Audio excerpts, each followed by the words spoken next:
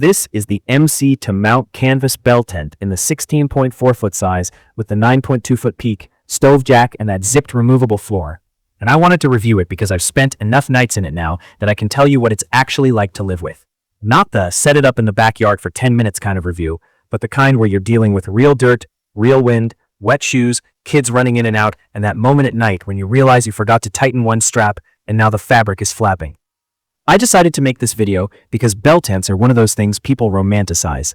They look amazing online, and then you get one and you're like, okay, is this actually comfortable? Is it a pain? Does it leak? Does it get gross? Is it worth hauling around? I've owned a couple normal family tents over the years, and I've also spent time in nicer canvas setups that cost more. This one sits in that middle zone where it's clearly not a lightweight camping tent, but it's also not priced like the boutique glamping brands.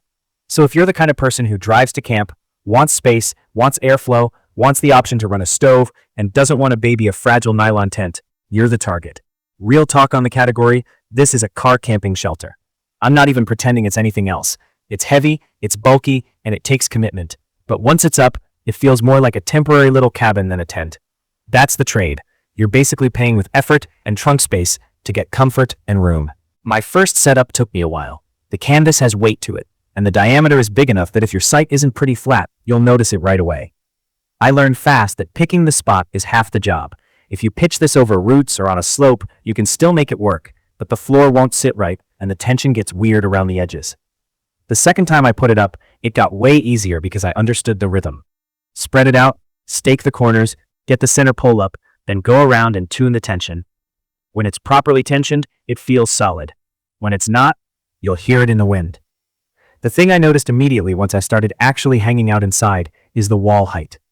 On a lot of bell tents I've been in, the walls feel like they're basically hugging the ground, so everything gets shoved toward the center pole and you're constantly ducking near the edges. With this one, I can push sleeping setups closer to the sides and still sit up without feeling like I'm in a low-ceiling triangle. That changes how you use the space. It's the difference between everyone sleeps in a circle around the middle, and this is a room where you can actually arrange stuff. The removable floor is another feature that sounds like a gimmick until you use it a couple times. When it's zipped in, it feels secure and it keeps the whole interior cleaner than my old tub floor nylon tent ever did, especially with muddy shoes. The zipper has been stiff on mine, not broken, just stiff, and I had to get used to going slow so I'm not yanking it around corners. But being able to unzip sections for cleaning or to let sand and dirt out without dragging the whole tent is genuinely helpful. I've also used it with the floor fully in place during wetter weather, then opened things up more when it was hot and dry. It's not magic, it's just practical. The biggest day-to-day benefit for me has been comfort in mixed weather. With my older polyester family tent, mornings were basically a condensation festival. You wake up, brush the wall, and your sleeve gets wet. In this canvas-style roof, it breathes noticeably better. I'm not saying it's never damp inside, especially if you pack a bunch of people in and close everything up, but the vibe is different. It feels less like you're sleeping inside a plastic bag. On warmer days, the shade inside is also just nicer. The light feels softer, and the tent doesn't turn into a bright, glowing lantern at sunrise the way nylon does. Now, about rain, because that's what everyone actually wants to know. In light to moderate rain, I've stayed dry. The floor has been the hero there, because ground moisture is usually what ruins a trip. I will say this clearly though, I don't treat this like my old fully coated rainfly tent, where I'd happily sit through an all-night downpour without thinking. This fabric choice is more about breathability and comfort, and you have to respect that. I personally avoid leaving it in heavy rain overnight if I can, and when I know weather is coming, I pitch it tight and I'm careful not to touch the wet canvas from the inside. If you press on it during steady rain, you can encourage a little moisture transfer. That's just canvas life. It's manageable, but you need to know it. Wind performance surprised me in a good way once I had it properly staked. The shape helps and the structure feels planted. I've had nights where gusts came through and I expected that loud nylon snapping sound, and instead it was more of a low, heavy rustle. The trade-off is you really do want to keep an eye on tension as conditions change. If humidity shifts, the fabric can relax a bit. The stove jack is the feature that pushed me to choose this model over simpler bell tents. I've used it with a small wood stove setup, and having that option changes the whole experience when it's cold or when you're trying to dry gear. I'm careful with clearances and I take stove safety seriously, but the jack itself has held up fine and I haven't had issues with scorching where it shouldn't be. If you're someone who only camps in mild weather, you might not care.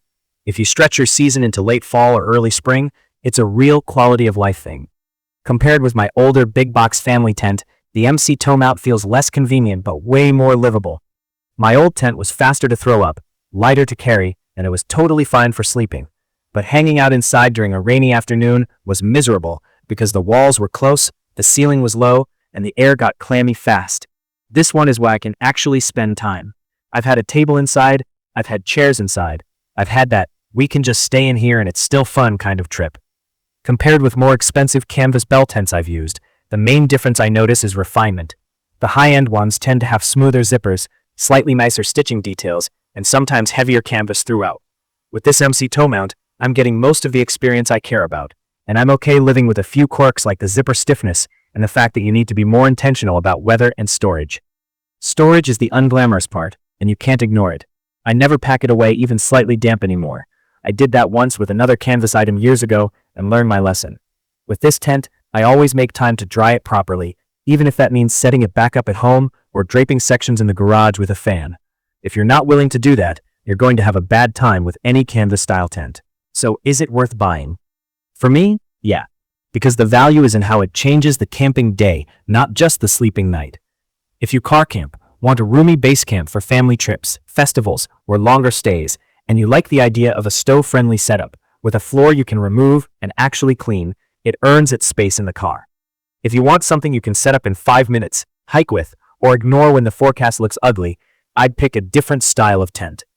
If you've been looking at this one and you're wondering if it'll fit your setup, drop a comment with how you camp and what weather you deal with, and I'll tell you as I think it matches. If you've already used it, I'd love to hear what's held up well for you and what hasn't. Subscribe to the channel and leave a comment with any questions.